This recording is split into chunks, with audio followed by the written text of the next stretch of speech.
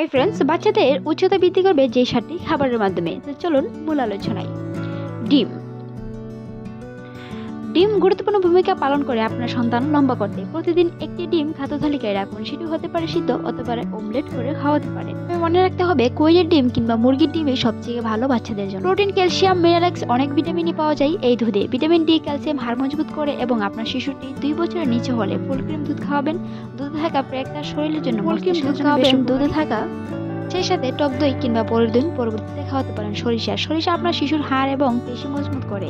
এর সাথে একটি উচ্চতা বৃদ্ধি পেতে সাহায্য করে, যা সয়াবিন মতো রান্না করে আপনার শিশুকে খাওয়াতে পারেন।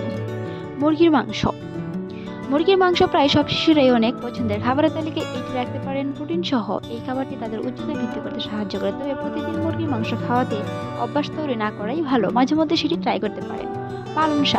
পালং শাকের সুপার সবজি বলা হয়ে থাকে। এটি আপনার শিশুর হাড় মজবুত করার পাশাপাশি আয়রন, ক্যালসিয়াম চাহিদা পূরণ করে থাকে। আয়রন ও ক্যালসিয়াম শিশুকে লম্বা করতে অনেকটাই সাহায্য করে।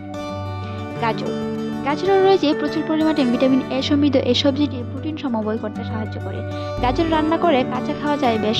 এর সাথে সেটি সালাদ হিসাবে কিংবা রান্না করে আপনার শিশুকে খাওয়াতে পারেন। ফলের অবস্থা উপকার সম্পর্কে সবাই জ্ঞাত। ভিটামিন এ, ভিটামিন ডি সমৃদ্ধ ফল যেমন মিষ্টি আলু, আম, পেঁপে, টমেটো, কলা, পিচ ইত্যাদি উচ্চতা বৃদ্ধিতে অনেকটাই সাহায্য করে। এই ফলগুলো অবশ্যই খাদ্য তালিকায় রাখতে পারেন।